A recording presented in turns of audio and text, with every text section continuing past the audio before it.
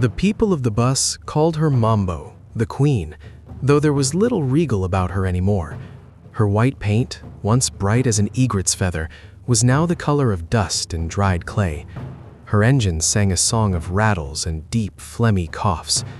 But on that Friday, as she filled with passengers on the bustling streets of Johannesburg, a tapestry of shoppers, traders, students going home, and aunties with tightly packed baskets, she was a vessel of hope. Harare awaited. Samuel, the driver, had piloted Mambo for 15 years. He knew her every sigh. As they crossed the Limpopo River, the border between South Africa and Zimbabwe now behind them, Samuel felt a familiar shift, not in the gears, but in the air.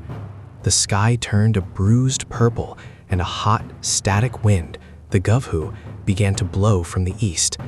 It was a wind old people spoke of in whispers, a wind that carried stories and sometimes rearranged them. Mambo began to behave strangely. Her steering grew heavy, resisting Samuel's hands as if wanting to choose its own path along the winding road through the Matabeleland bush. The headlights, piercing the gathering dusk, seemed to lengthen and narrow, casting not a beam, but a focused, unblinking gaze. Inside, the passengers felt it too. A curious warmth emanated from the floorboards. The rhythmic thump-thump-thump of tires on tarmac softened into a steady, sinuous hiss. An old woman in the back, Gogo Nomsa, who had been dozing with her head against the window, suddenly sat bolt upright. She placed a palm flat on the vibrating metal wall. "Children," she said, her voice a dry leaf in the stillness, "stop your chatter. Listen to the skin of this thing." The university students with their headphones laughed, but the traders and the mothers hushed, and they heard it, a low, resonant hum, like a giant cable being plucked, and beneath it, the sound of scales sliding against one another. The transformation was not a crash of magic, but a slow, terrifying revelation. The aisles of the bus began to undulate, rising and falling. The seats seemed to merge, their fabric darkening into patterned, leathery segments.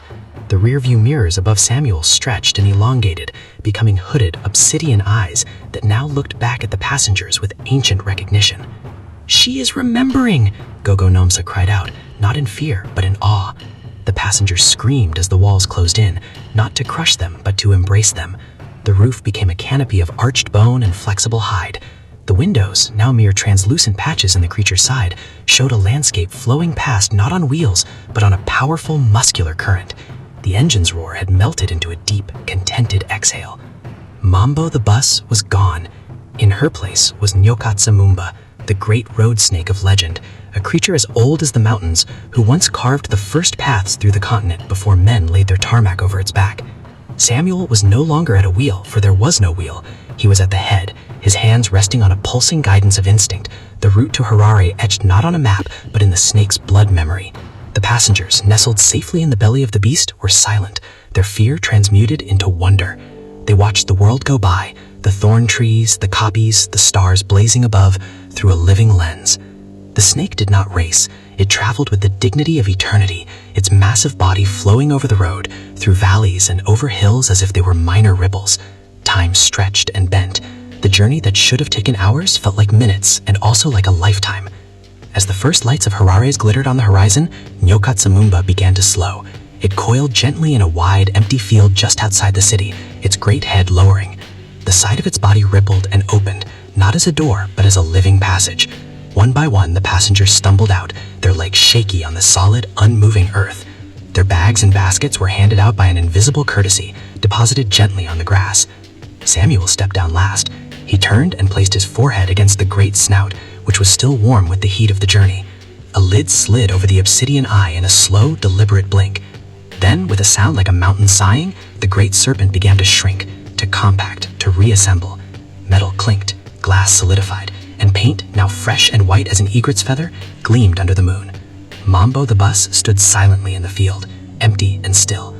No one spoke of taxis or connections. They simply stood together in the cool night, bound by a secret too large for ordinary words.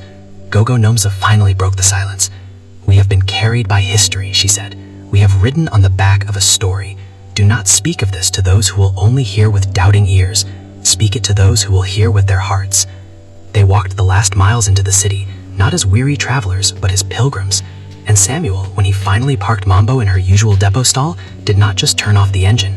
He patted the steering wheel and whispered, "Rest well, old mother, until the Govhu calls you to remember again." To this day, on certain nights when the hot, story-laden wind blows from the east, drivers on the Johannesburg-Harare road sometimes see a bus in their rearview mirror, its headlights like unblinking eyes.